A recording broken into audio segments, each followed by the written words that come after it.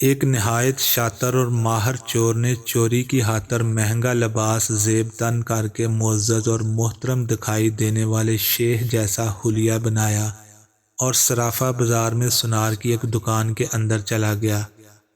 سنار نے جب اپنی دکان میں واضح قطع سے نہایت ہی رئیس اور محترم دکھائی دینے والے شیخ کو دیکھا جس کا نورانی چہرہ چمک رہا تھا، تو سنار کو ایسا لگا جیسے اس کی دکان کے بھاگ جاگ اٹھے ہوں۔ اسے پہلی بار اپنی چھوٹی سی دکان کی عزت و وقار میں اضافے کا احساس ہوا۔ سنار نے آگے بڑھ کر شیخ کا استقبال کیا۔ شیخ کے بحروپ میں چور نے کہا، آپ سے آج خریداری تو ضرور ہوگی، مگر اس سے پہلے بتائیں کیا آپ کے لیے ممکن ہے کہ آپ اپنی سخاوت سے ہمارے ساتھ مسجد بنانے میں حصہ ڈالیں؟ اس نیک کام میں آپ کا حصہ ہوا 1 درہم ہی کیوں نہ ہو۔ سنار نے چند درہم شیخ کے حوالے کیے ہی تھے کہ اسی آسنا میں ایک لڑکی جو در حقیقت چور کی ہم پیشہ ور تھی، دکان میں داخل ہوئی اور سیدھی شیخ کے پاس جا کر اس کے ہاتھوں کو بوسہ دیا اور التجائیہ لہجے میں اپنے اور اپنے اہل و عیال کے لیے خیر و برکت کی دعا کے لیے کہا۔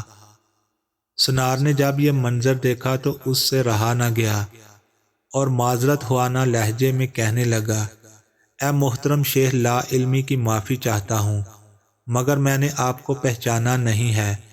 لڑکی نے یہ سن کر تعجب کا اظہار کیا اور سنار سے مخاطب ہو کر کہنے لگی، تم کیسے بد نصیب انسان ہو، برکت، علم، فضل اور رزق کا سبب خود چل کر تمہارے پاس آ گیا ہے اور تم اسے پہچاننے سے قاصر ہو۔ لڑکی نے شیخ کی طرف اشارہ کرتے ہوئے کہا کہ یہ فلاں علاقے کے مشہور و معروف شیخ ہیں جنہیں خدا نے کثرت علم، دولت کی فراوانی اور ہر قسم کی دنیاوی نعمتوں سے مالا مال کر رکھا ہے۔ انہیں انسانوں کے بھلے کے سوا کسی چیز کی حاجت نہیں ہے، لوگ ان کی ایک جھلک دیکھنے کے لیے بےتاب رہتے ہیں۔ سنار نے شیخ سے معافی مانگتے ہوئے کہا کہ شیخ صاحب، میں معافی کا طلبگار ہوں، میرا سارا وقت اس دکان میں گزرتا ہے اور باہر کی دنیا سے بے خبر رہتا ہوں، اس لیے اپنی جہالت کی وجہ سے آپ جیسی برگزیدہ ہستی کو نہ پہچان پایا۔ شیخ نے سنار سے کہا، کوئی بات نہیں، انسان خطا کا پتلا ہے، غلطی پر نادم ہونے والا شخص خدا کو بہت پسند ہے۔ تم ایسا کرو، ابھی میرا یہ رومال لے لو اور 7 دن اس سے اپنا چہرہ پوچھتے رہو۔ 7 دنوں کے بعد یہ رومال تمہارے لیے ایسی برکت اور ایسا رزق لے آئے گا جہاں سے تمہیں توقع بھی نہ ہوگی۔ جوہری نے پورے ادب و احترام کے ساتھ رومال لیا، اسے بوسہ دیا، آنکھوں کو لگایا اور اپنا چہرہ پوچھا، تو ایسا کرتے ہی وہ بے ہوش ہو کر گرا۔ اس کے گرتے ہی شیخ اور اس کی دوست لڑکی نے سنار کی دکان کو لوٹا اور وہاں سے فوراً رفو چکر ہو گئے۔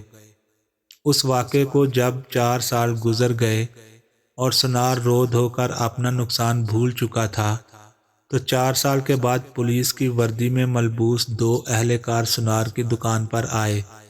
ان کے ساتھ وہی چور شیخ تھا جس کو ہتھ کڑیاں لگی ہوئی تھیں۔ سنار اسے دیکھتے ہی پہچان گیا۔ ایک پولیس والا سنار کے پاس آ کر پوچھنے لگا، کیا آپ اس چور کو جانتے ہیں؟ کیونکہ آپ کی گواہی سے ہی قاضی اسے سزا سنا سکتا ہے۔ سنار نے کہا، کیوں نہیں، اس نے فلاں فلاں طریقہ واردات سے مجھے بے ہوش کر کے میری دکان لوٹ لی تھی۔ پولیس والا شیخ کے پاس گیا اور اس کی ہتھ کڑی کو کھولتے ہوئے کہنے لگا، تم نے جس طرح دکان لوٹنے کا جرم کیا تھا، ٹھیک اسی طرح وہ ساری کارروائی دہراؤ تاکہ ہم طریقہ واردات کو لکھ کر گواہ سمیت قاضی کے سامنے پیش کر کے تم پر فرد جرم عائد کروا سکیں۔ شیخ نے بتایا کہ میں اس طرح داخل ہوا اور یہ کیا، اور میری مددگار لڑکی آئی، اس نے فلاں فلاں بات کی، پھر میں نے رومال نکال کر دکاندار کو دیا۔ پولیس والے نے جیب سے ایک رومال نکال کر شیخ کو تھمایا۔ شیخ نے سنار کے پاس جا کر اسی طریقے سے اسے رومال پیش کیا تو پولیس والا سنار سے کہنے لگا، جناب، آپ بالکل ٹھیک اسی طریقے سے رومال کو چہرے پر پھیریں جیسے اس دن پھیرا تھا۔ سنار نے ایسا ہی کیا اور وہ پھر سے بے ہوش ہو گیا۔ شیخ نے اپنے دوستوں کی مدد سے دوبارہ دکان لوٹ لی، جنہوں نے پولیس والوں کا بھیس بدل رکھا تھا۔ ناظرین، آج ہمارے ملک کا بالکل یہی حال ہے۔ ہر 4 سال بعد چور بھیس بدل کر ہمارے پاس آتا ہے اور چکنی چپڑی باتوں سے ملک اور عوام کا سامان لوٹ کر پتلی گلی سے نکل لیتا ہے۔